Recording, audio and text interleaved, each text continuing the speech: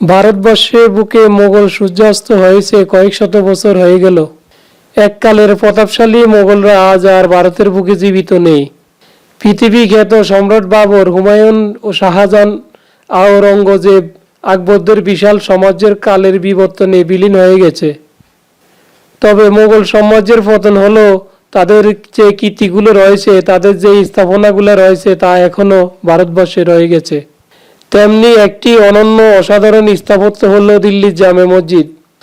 আমাদের আজকের ভিডিওতে দিল্লির জামে মসজিদ সম্পর্কে বিস্তারিত তুলে ধরার চেষ্টা করব।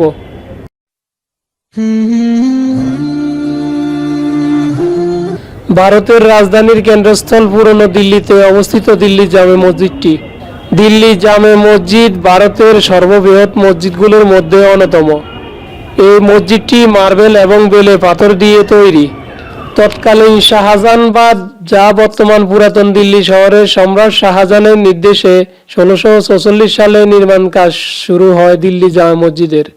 প্রায় 5000 কারিগরের সহায়তা, দিনরাত পরিশ্রমের পর নির্মিত হয় এই মসজিদ। জেনে অবাক হবেন, এই মসজিদ নির্মাণ করতে লেগেছিল দীর্ঘ 12 বছর।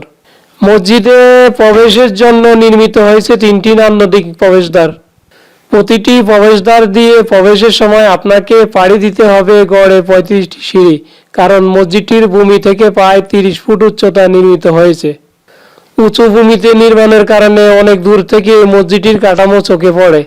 এছাড়াও এই মসজিদে রয়েছে 3টি মার্বেলের তৈরি গম্বুজ, 4টি টাওয়ার, 2টি মিনার। মসজিদের বিস্তৃত নামাজের স্থানে একসাথে প্রায় 25,000 মানুষ নামাজ আদায় করতে সক্ষম হয়। এটি ভারতের বুকে সবচেয়ে বড় জামাতের স্থান। মসজিদ চত্বরে মুসলিম নারীদের নামাজ পড়ার জন্য বিশেষ ব্যবস্থা রয়েছে। এই মসজিদ নির্মাণ করতে সম্রাটকে খরচ করতে হয়েছিল বেশ বড় অঙ্কের অর্থ। মসজিদের মেঝেগুলো কালো এবং সাদা মার্বেল পাথর দিয়ে নির্মিত। মসজিদের আভ্যন্তরীণ প্রাচীরে শোভা পাচ্ছে ক্যালিগ্রাফি, ফুলের নকশা, পার্সি শিলালিপি, ইসলামী দাসের নকশা। মসজিদের ভেতরে হযরত মুহাম্মদ সাল্লাল্লাহু আলাইহি সাল্লামের স্মৃতি বিজড়িত দাড়ি মোবারকের একটি লাল চুল, মার্বেল পাথরের উপরে পদচিহ্ন এবং হরিণের চামড়ার উপরে লেখা পবিত্র কোরআনে সংরক্ষিত রয়েছে। একবিংশ শতাব্দীতে দিল্লিতে ভ্রমণে আসা পর্যটকরা একবার হলেও এই মসজিদটি ঘুরে দেখেন। এর ফলে এটি দিল্লির অন্যতম প্রধান পর্যটন স্থানে পরিণত হয়েছে। বিশ্বের বিভিন্ন প্রান্ত থেকে ধর্মপ্রাণ মুসল্লিরা এই মসজিদে নামাজ পড়তে আসেন। অমুসলিমরাও এখানে ভিড় জমান অসাধারণ স্থাপত্য কলার চাক্ষুষ সাক্ষী হতে। মসজিদ চত্বরে পর্যটকদের আনাগোনা নজরে আসে। নির্দিষ্ট স্থানে বনভোজনের মতো ছোটখাটো আয়োজন করার ব্যবস্থাও রয়েছে এখানে। মসজিদের দক্ষিণ মিনারটি ফি প্রদান ভিত্তিতে পর্যটকদের জন্য উন্মুক্ত করা হয়েছে। সাঁঝের দিকে মাগরিবের নামাজের পরে মসজিদে আলোকসজ্জা করা হয়।